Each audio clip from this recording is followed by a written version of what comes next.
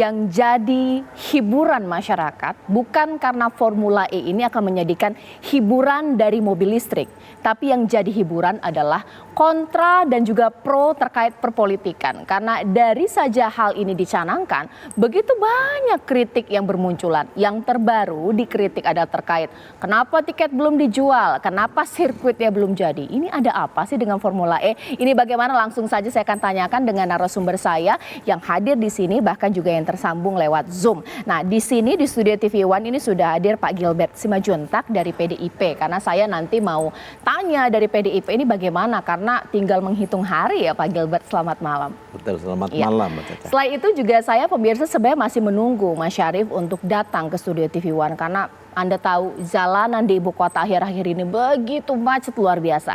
Saya sapa Mas Syarif, selamat malam.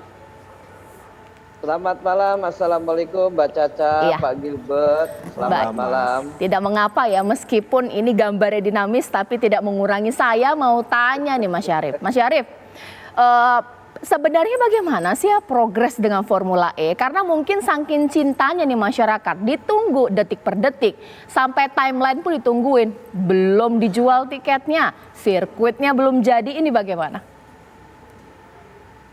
Yang pertama ya tentang tiket ya, tentang sirkuit dulu ya.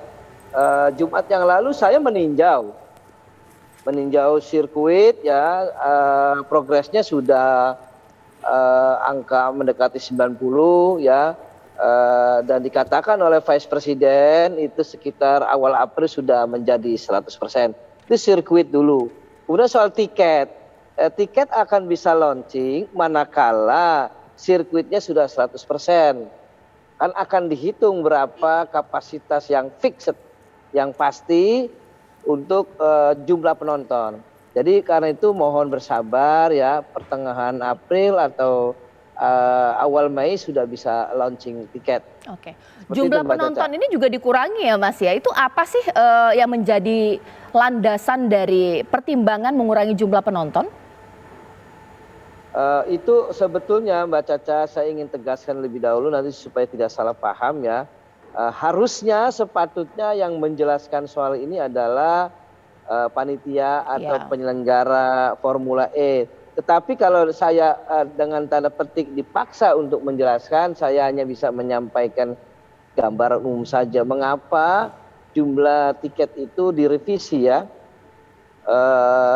Pada waktu saya meninjau, saya berdialog dengan Vice Presiden Pak Erawan Sucahyono, itu dikatakan perkiraan jumlah penonton minimum 10.000. Jadi minimum, jadi banyak teman-teman wartawan kurang lengkap mengutipnya menjadi 10.000. Tidak, minimum 10.000, akan dilihat perkembangan pada saat finalnya sirkuit itu.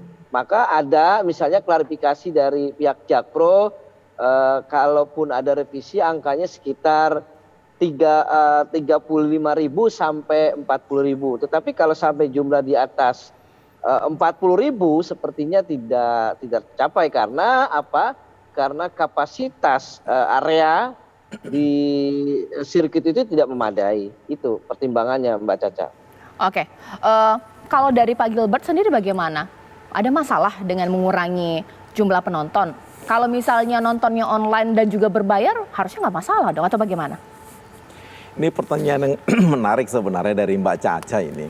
Dan ini pertanyaan banyak orang sebenarnya. Kenapa awal-awal di 2019 akhir ya, itu waktu kemudian KUHP-PAS kita bahas, itu tawarannya adalah 90.000 dan bombastis betul, ini akan sukses, akan menghasilkan 4 triliun segala macam. Lalu kemudian dia mengatakan kita butuh sekitar 1,8 triliun. Lalu kemudian pembangunannya turun menjadi 350 miliar. Tracknya sekarang 170 miliar. Saya tidak tahu apa yang berkurang kemudian kok bisa tawaran dari 1,8, 350, 170. Nah sekarang kembali ke pelaksanaan ini. Waktu awal-awal gubernur yang menjelaskan, wah heboh betul, bombastis betul. Kemudian terakhirnya Dirut Jakpro yang menjelaskan, gubernur tidak muncul lagi. Sekarang Vice Presiden yang menjelaskan, besok siapa lagi yang menjelaskan? Lurah Ancol kali yang jelaskan. Oh, maksudnya di awal gembar-gebor ternyata mendekati waktu nggak sesuai dengan keinginan atau begitu? Ya, angka 10.000 kalau kita hitung dengan 560 miliar yang bayar komitmen fee, itu kan sudah kemudian ditambah dengan biaya pembangunan 170, itu sudah 710 miliar. Kalau 710 miliar keluar dengan target penonton hanya 10.000, apa artinya? Saya kira perhelatan musik dangdut juga bisa dapat begitu kalau bikin aja di Ancol dengan podium. Mas Syarif, dibandingkan dengan pagelaran musik dangdut ini bagaimana? Suka sekali saya dengan pendapat Pak Gibran ini.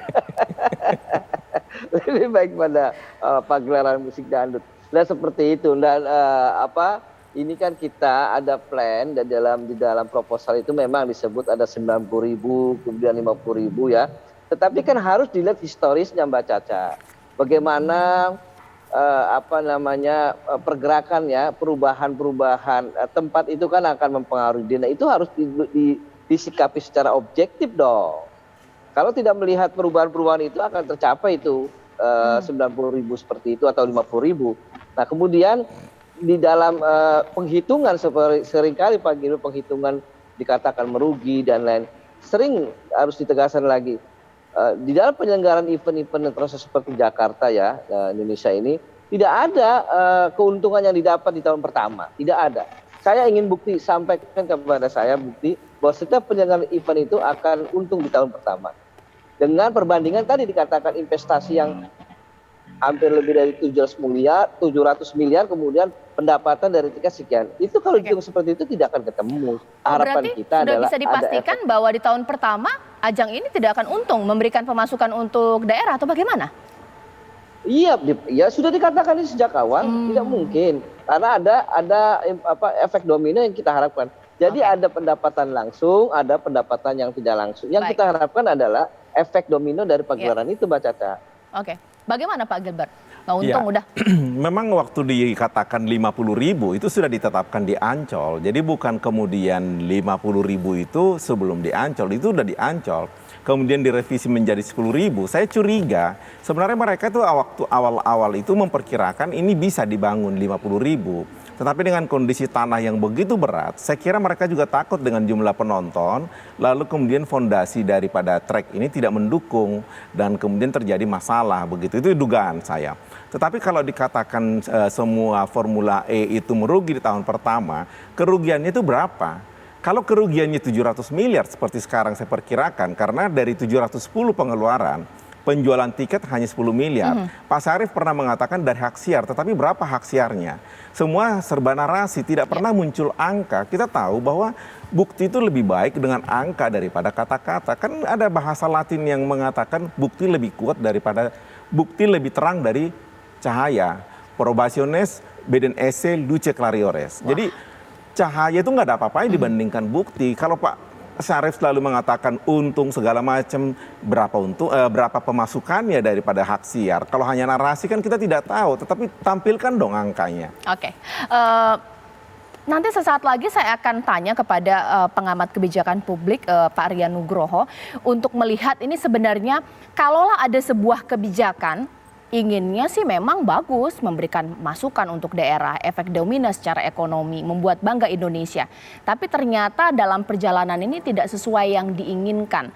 Haruskah kemudian mungkin dikritik habis-habisan ataukah mungkin memang ada hal politis di baliknya ketika ini memang dihajar dari berbagai sisi? Sesaat lagi di Apa Kabar Indonesia Malam.